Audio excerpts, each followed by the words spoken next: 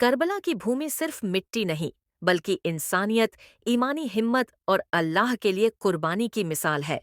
ये वही जमीन है जहां इमाम हुसैन अलैहिस्सलाम ने अपने छोटे परिवार और साहिब ए कुतुब के साथ खड़ा होकर इंसानियत की रक्षा के लिए अपनी जान का सर्वोच्च बलिदान दिया।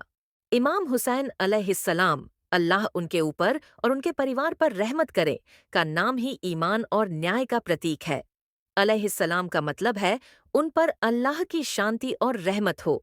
जब करबला में पानी तक की किल्लत थी, तब भी इमाम हुसैन अलैहिस्सलाम ने न झुके, न डर देखा और न ही अपनी राह से हटे। उनकी शिद्दत और हिम्मत का मकसद सिर्फ खुद की रक्षा नहीं, बल्कि इंसानियत और धर्म की रक्षा थी।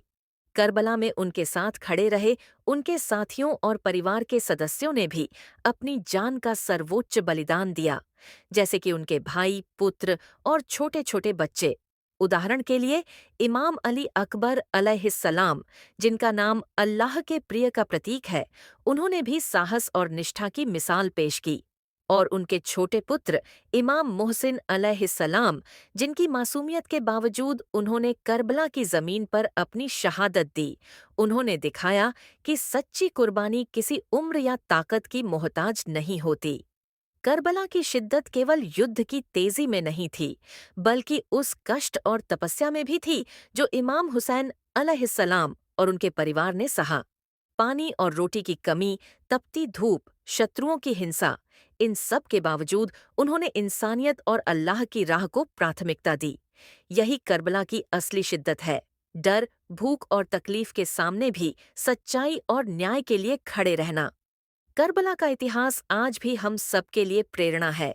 ये हमें सिखाता है कि अपने धर्म, अपने सिद्धांत और इंसानियत की रक्षा के लिए कभी समझौता नहीं करना चाहिए। इमाम हुसैन अलैहिस्सलाम की शिद्दत हमें बताती है कि सच्चा बल केवल तलवार में नहीं, बल्कि आत्मा की शक्ति और हिम्मत में होता है।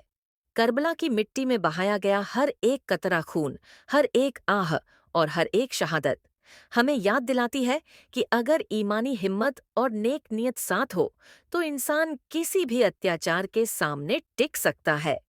यही करबला की असली शिद्दत है।